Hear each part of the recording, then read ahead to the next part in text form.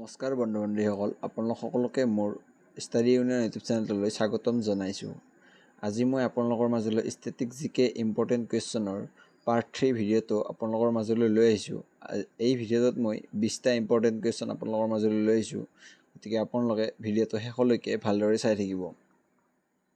এতিয়া আহক আমি দেৰি নকৰি প্ৰশ্নসমূহলৈ আগবাঢ়োঁ।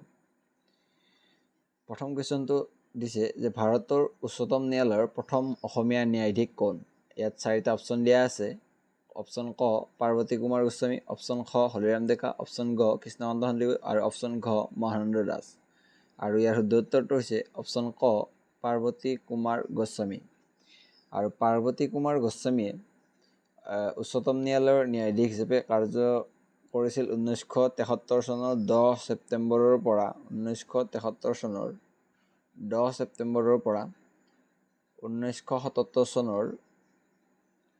31 ডিচেম্বৰলৈ। এইটো আপোনালোকে মনত ৰাখি দিব। ইয়াৰ পিছত নেক্সট কুৱেশ্যন, অসমত লোকসভা সমষ্টি কেইটা? ইয়াত 4টা অপশ্যন দিয়া আছে আৰু এইটো একেবাৰে সহজ প্ৰশ্ন হয়। আৰু ইয়াৰ শুদ্ধ উত্তৰ হৈছে অপশ্যন ক 14টা।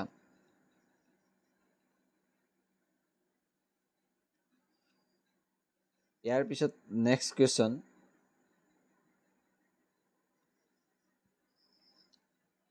অসমৰ প্ৰথম মহিলা মুখ্যমন্ত্ৰী কোন? ইয়াত 4টা অপশ্যন দিয়া আছে আৰু ইয়াৰ ভিতৰত শুদ্ধ উত্তৰটো হৈছে অপশ্যন খ আনোৱাৰা তাইমুৰ। অসমৰ প্ৰথম মহিলা মুখ্যমন্ত্ৰী হৈছে আনোৱাৰা তাইমুৰ। আৰু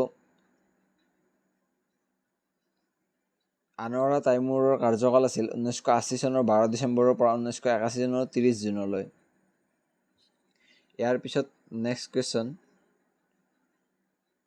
ইয়াত সুধিছে যে পৰাগ উৎসৱ কোনটো জনগোষ্ঠীয়ে উদযাপন কৰে? ইয়াত 4টা অপশ্যন দিয়া আছে আৰু তাৰ ভিতৰত শুদ্ধ উত্তৰটো হৈছে অপশ্যন ঘ মিচিং জনগোষ্ঠী।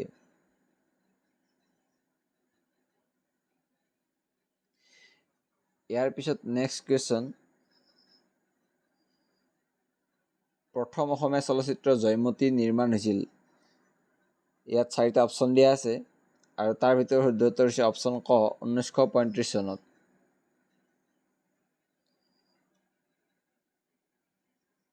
ইয়াৰ পিছত নেক্সট কুৱেশ্যন ইয়াত সুধিছে যে শ্ৰীকৃষ্ণৰ নাতি অনিৰুদ্ধই অসমৰ কোন ৰাজকন্যাক বিয়া কৰাইছিল? ইয়াৰে শুদ্ধ উত্তৰ হৈছে অপশ্যন গ উষা। ইয়াৰ পিছত নেক্সট কুৱেশ্যন, ইয়াত সুধিছে যে প্ৰথম অসমীয়া ৰঙীন চলচ্চিত্ৰ হ'ল? ইয়াত 4টা অপশ্যন দিয়া আছে, অগ্নিস্নান, পিয়লি ফুকন, গ দূৰণিৰ ৰং আৰু ঘ ভাইটি। আৰু ইয়াৰ শুদ্ধ উত্তৰ হৈছে অপশ্যন ঘ ভাইটি। ইয়াৰ পিছত নেক্সট কুৱেশ্যন, ইয়াৰ লগতে মই এটা কথা কৈ থওঁ যে ভাইটি চলচ্চিত্ৰখন মুক্তি দিয়া হয় 1972 চনত। সুধিব পাৰে পৰীক্ষাত যে 1972 চনত ভাইটি চলচ্চিত্ৰখন মুক্তি দিয়া হয়। ইয়াৰ পিছত নেক্সট কুৱেশ্যন, ৰাষ্ট্ৰীয় বঁটা বিজেতা অসমৰ দেৱজিৎ চাংমা হৈছে? ক গায়ক, খ লেখক, গ শব্দযন্ত্ৰী আৰু ঘ পৰিচালক। আৰু ইয়াৰ শুদ্ধ উত্তৰ হৈছে অপশ্যন গ শব্দযন্ত্ৰী।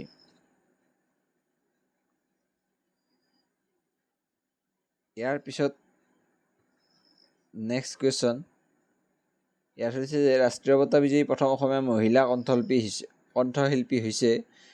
ইয়াত 4টা অপশ্যন দিয়া আছে আৰু ইয়াৰ ভিতৰত শুদ্ধ উত্তৰটো হ'ব অপশ্যন খ তৰালী শৰ্মা।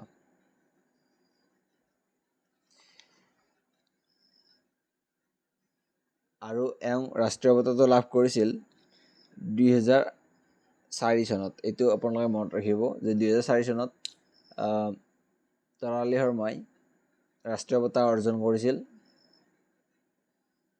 ইয়াৰ পিছত নেক্সট কুৱেশ্যন, শ্ৰীমন্ত শংকৰদেৱে ৰচনা কৰা কীৰ্তন কোন পুথিৰ সাৰাংশ? ইয়াত 4টা অপশ্যন দিয়া আছে আৰু তাৰ ভিতৰত শুদ্ধ উত্তৰটো হৈছে অপশ্যন খ ভাগৱত। ইয়াৰ পিছত নেক্সট কুৱেশ্যন, সাহিত্য একাডেমী বঁটাপ্ৰাপ্ত প্ৰথম অসমীয়া কাব্যগ্ৰন্থ বনফুলৰ ৰচক কোন? ইয়াত 4টা অপশ্যন দিয়া আছে আৰু ইয়াৰ শুদ্ধ উত্তৰটো হৈছে অপশ্যন গ যতীন্দ্ৰনাথ দুৱৰা।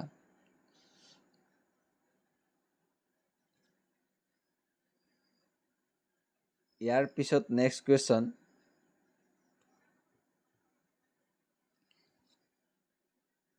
নেক্সট কুৱেশ্যন, মিৰ্জুমলাই গড়গাং অধিকাৰ কৰোঁতে স্বৰ্গদেউ জয়ধ্বজ সিংহ কলৈ পলাই গৈছিল? ইয়াত 4টা অপশ্যন দিয়া আছে আৰু তাৰ ভিতৰত শুদ্ধ উত্তৰটো হৈছে অপশ্যন গ নামৰূপ। ইয়াৰ পিছত নেক্সট কুৱেশ্যন, শ্ৰীমন্ত শংকৰদেৱ বিৰচিত সবাতোকৈ সৰু পুথিখনৰ নাম কি? ইয়াত 4টা অপশ্যন দিয়া আছে আৰু তাৰ ভিতৰত শুদ্ধ উত্তৰ হৈছে অপশ্যন খ গুণমালা। ইয়াৰ উপৰি আৰু এটা কথা আপোনালোকে মনত ৰাখিব যে শ্ৰীমন্ত শংকৰদেৱৰ যিটো কীৰ্তিস্তম্ভ, সেই কীৰ্তিস্তম্ভটো হৈছে কীৰ্তন ঘোষা। এইটো আপোনালোকে মনত ৰাখি থব।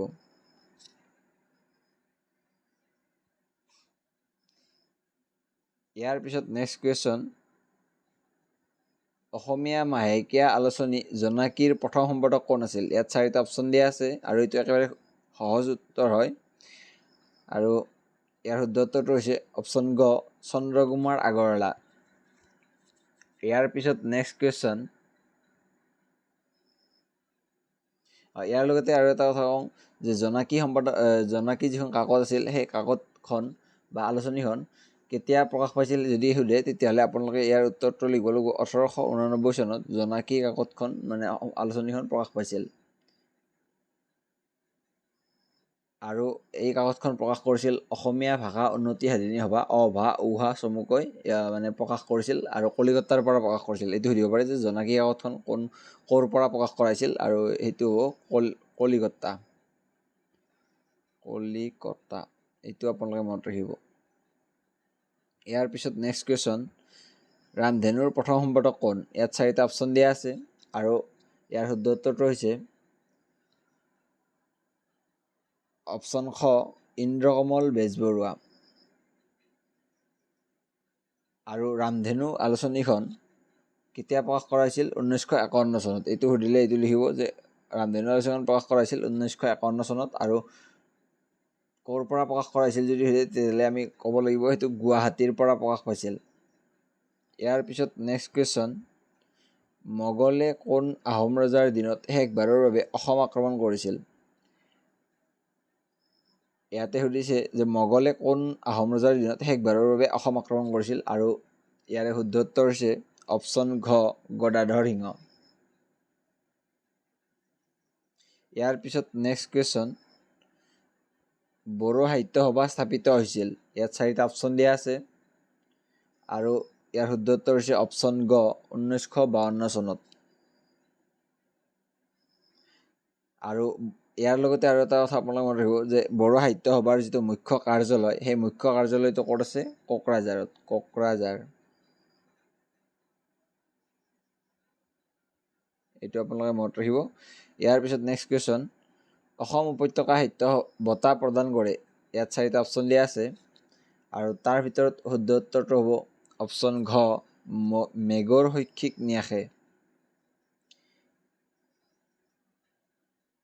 আৰু এইটো হৈছে অসমীয়া সাহিত্যৰ সৰ্বোচ্চ সন্মান বঁটা, আৰু এই বঁটাটো হৈছে অসম উপত্যকা সাহিত্য বঁটা। এইটো হ'ল অসমীয়া সাহিত্যৰ সৰ্বোচ্চ সন্মান বঁটা। ইয়াৰ পিছত নেক্সট কুৱেশ্যন, মৃত্যুঞ্জয়ৰ ৰচয়িতা কোন? ইয়াত 4টা অপশ্যন দিয়া আছে আৰু ইয়াৰ শুদ্ধ উত্তৰটো হৈছে অপশ্যন ঘ বীৰেন্দ্ৰ কুমাৰ ভট্টাচাৰ্য। আৰু ইয়াৰ লগতে আপোনালোকে এটা কথা মনত ৰাখিব যে মৃত্যুঞ্জয় উপন্যাসখনৰ বাবে বীৰেন্দ্ৰ কুমাৰ ভট্টাচাৰ্যই জ্ঞানপীঠ বঁটা লাভ কৰিছিল। আৰু কেতিয়া লাভ কৰিছিল যদি সুধে, তেতিয়াহ'লে হ'ব 1979 চনত মৃত্যুঞ্জয় উপন্যাসখনৰ বাবে বীৰেন্দ্ৰ কুমাৰ ভট্টাচাৰ্যই প্ৰথম জ্ঞানপীঠ বঁটা বিজয়ী লাভ কৰিছিল, প্ৰথম অসমীয়া হিচাপে জ্ঞানপীঠ বঁটা লাভ কৰিছিল। এতিয়াও সুধিব পাৰে যে প্ৰথম অসমীয়া জ্ঞানপীঠ বঁটা বিজয়ী কোন? তেতিয়াহ'লে এনচাৰ হ'ব বীৰেন্দ্ৰ কুমাৰ ভট্টাচাৰ্য। আৰু কোনখন পুথিৰ বাবে সুধিলে হ'ব মৃত্যুঞ্জয়। ইয়াৰ পিছত নেক্সট কুৱেশ্যন, অসমীয়া গদ্যৰ জনক বুলি কাক জনা যায়? ইয়াত 4টা অপশ্যন দিয়া আছে আৰু ইয়াৰ শুদ্ধ উত্তৰটো হৈছে অপশ্যন খ ভট্টদেৱ।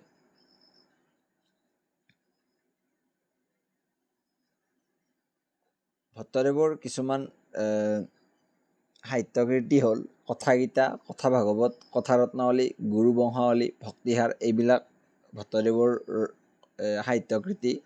কেতিয়াবা সুধিব পাৰে যে কথা ভাগৱত কোনে ৰচনা কৰিছিল বা কথাগীতা কোনে ৰচনা কৰিছিল, তেতিয়াহ'লে ইয়াৰ শুদ্ধ উত্তৰ হ'ব ভট্টদেৱ। বন্ধুসকল, আজিলৈ এইখিনিয়ে প্ৰশ্ন আছিল। যদিহে ভিডিঅ'টো চাই ভাল পালে প্লিজ লাইক কৰিব, কমেণ্ট কৰিব, আৰু যদিহে মোৰ চেনেলটো এতিয়ালৈ ছাবস্ক্ৰাইব কৰা নাই তেতিয়াহ'লে ছাবস্ক্ৰাইব কৰি থ'ব। জয় আই অসম।